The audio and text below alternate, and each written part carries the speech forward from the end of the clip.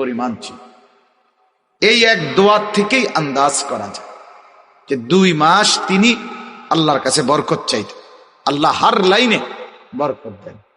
মনে করেন রমজান পর্যন্ত আমরা পৌঁছলাম, হায়াতও বেঁচে আছি, আমরা সুস্থও আছি, তো বাজারে যথাযথ পণ্য, রমজানের খাদ্য সামগ্রী বাজারে নাই, এটাও তো পেরেশানি কিনা বলেন। বাজারে চিনি নাই, বাজারে পর্যাপ্ত পরিমাণ পেঁয়াজ নাই, বাজারে পর্যাপ্ত পরিমাণ তরকারি নাই, ছোলা নাই, বুট নাই, ইত্যাদি ইত্যাদি ধরে নেন, তাইলেও পেরেশানি কিনা বলে। তাহলে আল্লাহ বাজারে চলাফেরায়, উঠা বসায়, ঘরে পরিবারে সর্বত্র বরকত দেন। নবীজি এই দোয়া করতেন। আমি তো সুস্থ আছি কিন্তু আমার স্ত্রী অসুস্থ রমজান, তাইলেও তো পেরেশান। আমি তো সুস্থ, আমার স্ত্রীও সুস্থ, কিন্তু আমার ছেলেটা বা মেয়েটা সে অসুস্থ হাসপাতালে, তাইলেও তো পেরেশান।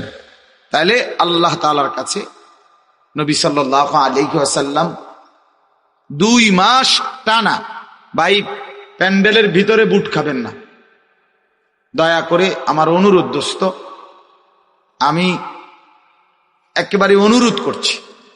গাফেল আল্লাহর দুশ্মন, আমারও দুশ্মন। খামখেয়ালি মানুষকে বলে কোনো লাভ নেই। এই জন্য পাশাপাশি এক ভাই আরেক ভাইয়ের সাথে কথা বলেন। ছেলেরা, বাবা তোমার অসুবিধা লাগলে তুমি বাইরে গিয়ে কথা বলো, তুমি শিক্ষারও, আমার কোনো অসুবিধা নেই, কিন্তু এখানে বেয়াদবি করার কোনো সুযোগ নেই। সোজা কথা, একজন শুনুক, কোনো আপত্তি নেই।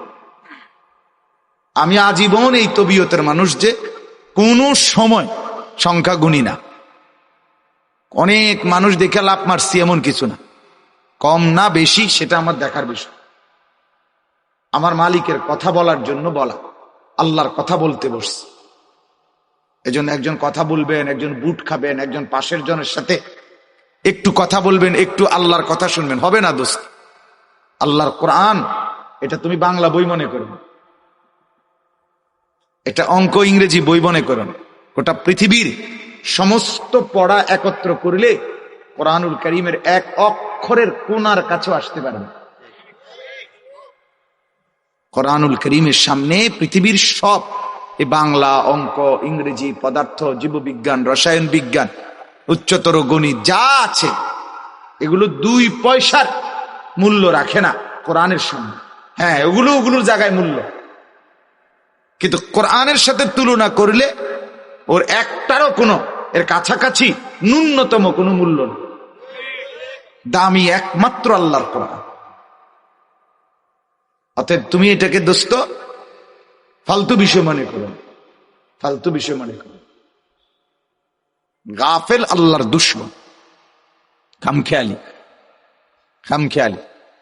আমার মনে আছে, আমি একবার এক ছেলেরে বলছিলাম, পড়া কয় পারি না, অনেক আগে শিক্ষকতার প্রথম দিকে। বললাম পারো না? পারি না আর কি। ওমা পারে না আর কি, এরম ডাকাত কি হয়? পারি না। এই যে বেয়াদব, কত বড় বেয়াদব! এই অসংখ্য ছেলে পেলের হালাতে কি এরম করো, এরম করি আরে আমনের কি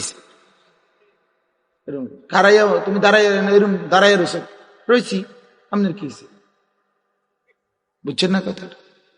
তুমি যে এই মেয়েটার পিছনে পিছনে হাঁটতেছো, কি হাঁটতেছি, আপনার অসুবিধা কি? মানে কথাবার্তার ঢং হইলো সে যে মানুষ না জানোয়ার এটাও জানে না, খবরও নাই। ব্যবসা মনে হয় অসুবিধা কি, আমার নিজেকে খুব বুদ্ধিমান ভাবে। আরে নাফরমান তো বুদ্ধিমান না বাপ, নাফরমান বোকা হয়, নাফরমান অপদার্থ হয়, বোকাই হয়।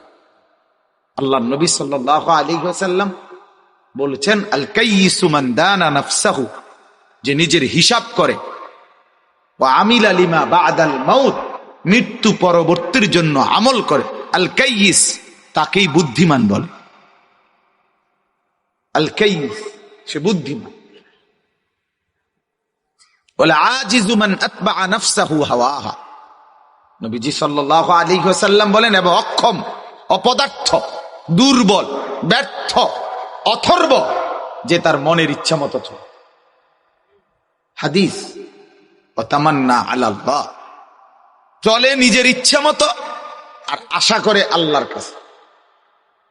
আল্লাহ, মুখে বিড়ি, আল্লাহ ভরসা, আল্লাহ ভরসা, পকেটে হারামের টাকা, আল্লাহ ভরসা, ঘরে রঙিন টেলিভিশন, আল্লাহ ভরসা, চেহারায় দাড়ি নাই, আল্লাহ ভরসা।